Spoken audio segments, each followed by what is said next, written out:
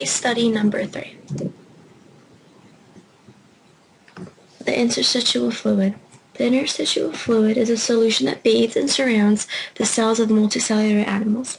It fills the spaces between vertebrate cells, exchanges nutrients and waste with blood contained in microscopic vessels called capillaries. It is important because it provides a means of delivering materials of cells, intercellular communication, and removal of metabolic waste.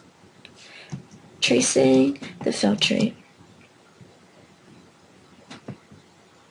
Nephrons regulate the composition of blood and urine by a combination of filtration, secretion, and resorption.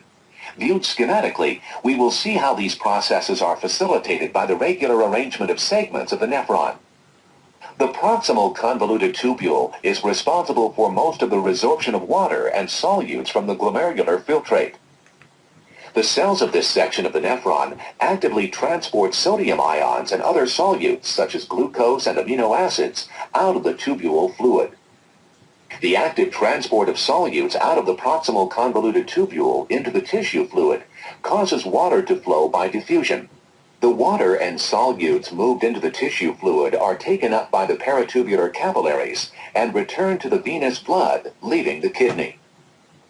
Despite the large volume of water and solutes resorbed out of the proximal convoluted tubule, the overall concentration or osmolarity of the fluid that enters the loop of Henle is similar to that of the blood plasma, although its composition is quite different. The ability of the kidney to produce urine that is hypertonic to the blood plasma is due to the loop of Henle. The loop of Henle does not concentrate the urine directly. Rather, it functions as a countercurrent multiplier, creating a concentration gradient in the surrounding medulla. To understand the countercurrent multiplier mechanism, it's easiest to move backward through the tubule, starting with the thick ascending limb. The thick ascending limb actively transports chloride ions from the tubule fluid and moves it into the surrounding tissue fluid. Sodium ions follow passively. The thick ascending limb is not permeable to water, so the resorption of sodium and chloride ions out of this part of the tubule is not followed by the outward diffusion of water.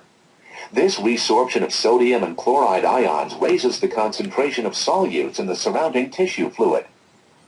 The descending limb, in contrast, is permeable to water, but not very permeable to sodium and chloride ions.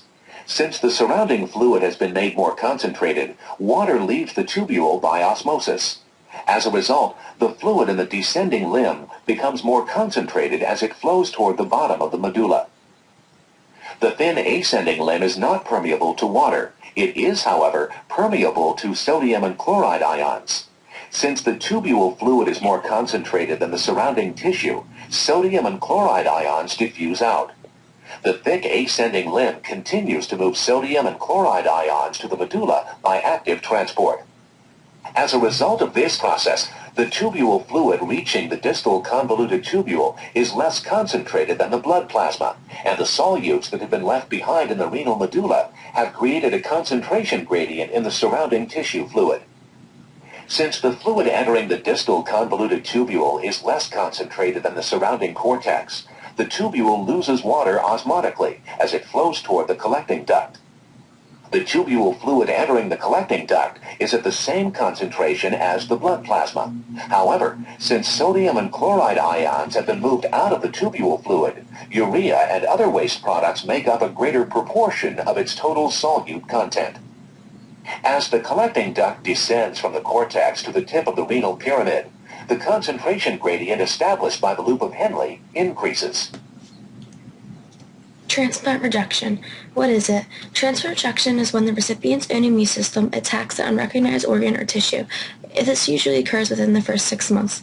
How does this happen? The body recognizes a foreign non-self antigen. In response, the body's immune system releases specific antibodies and attacks. Transplant rejection. It's a concern because it's very hard to find an exact match to the antigens, and also because of the immunosuppressive drugs, your immune system becomes very weak and you become more susceptible to certain cancers and infection. Hyperacute rejection occurs as soon as the body organ is in the body.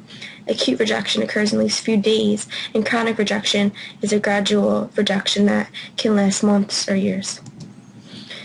Thank you.